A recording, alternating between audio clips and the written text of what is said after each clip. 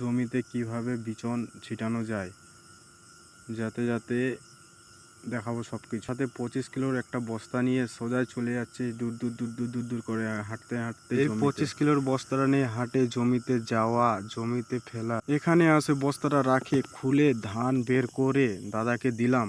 এবার ও নামছে জমিতে। এবার কিভাবে ছিটানো হয় পুরাটা। আমাদের আসার কথা ছিল প্রায় 3টার দিকে, তো আজকে বৃষ্টি মেঘ হয়েছিল, খুব জোরে বৃষ্টি পড়ছিল, ওই জন্য আসলাম 5টার দিকে জমিটাতে। এই যে জমিতে ফেলানো হচ্ছে ধান ফেলে পুরাটা। অবশ্য দাদা বহুত পুরানা দিন ধরে ফেলে আসছে, জমিতে চাষবাস করে আসছে, তো ভালোই ছিটাচ্ছে। জানি না এখন কেমন হবে। যেমন 4 দিন 5 দিন পর বিচন সার খুবই স্পিডে দাদাটা বিচন ছিটা কমপ্লিট হয়ে গেল। এবার যাচ্ছে বাড়ি। এই যে ছাতা নিয়ে আসছিলাম, ব্যাগ আর একটা বস্তা, যে বস্তাটা মাথায় করে নিয়ে আসছিলাম। এখন সব দিকেই যেদিকে তাকাচ্ছে সেদিকে বিচন ছিটানো হচ্ছে। 4 দিনের পর ফাইনাল রেজাল্ট দেখাবো।